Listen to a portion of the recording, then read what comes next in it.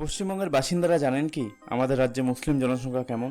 মুসলিমদের সংখ্যা বাড়ছে না কমছে? না জানলে ভিডিওটি পুরোটা দেখুন, সব জানতে পারবেন। বর্তমানে অর্থাৎ 2024 সালে আমাদের রাজ্যের মোট জনসংখ্যা প্রায় 10 কোটি। তার মধ্যে মুসলিম জনসংখ্যা প্রায় 2,90,00,000, অর্থাৎ মোট জনসংখ্যা প্রায় 29% বাসিন্দা মুসলিম। আমরা 1951 সাল থেকে যদি দেখি তাহলে চিত্রটা অনেকটা পরিষ্কার হবে। 1951 সালে পশ্চিমবঙ্গের মুসলিম জনসংখ্যা ছিল 44 লাখ, যা মোট জনসংখ্যার 19.85%।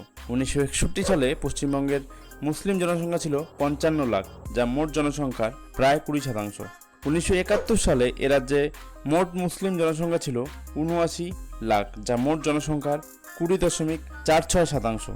1981 সালে আমাদের রাজ্যে মুসলিম জনসংখ্যা ছিল প্রায় 97 লাখ, যা মোট জনসংখ্যার 21.52%। 1991 সালে এ রাজ্যে মুসলিম জনসংখ্যা ছিল 1,20,00,000, যা মোট জনসংখ্যার 23.61%।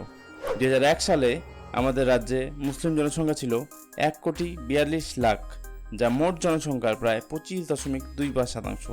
2011 সালে পশ্চিমবঙ্গের মুসলিম জনসংখ্যা ছিল 2,46,00,000, যা মোট জনসংখ্যার নিরিখে প্রায় 26.86%।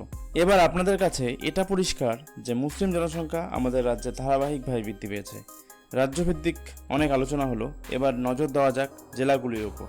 পশ্চিমবঙ্গের মধ্যে যে 5টি জেলায় সবচেয়ে বেশি মুসলিমের বাস সেগুলি হলো মুর্শিদাবাদ 66%, মালদা 51%, উত্তর দিনাজপুর 49%, বীরভূম 37% এবং নদিয়া 26%।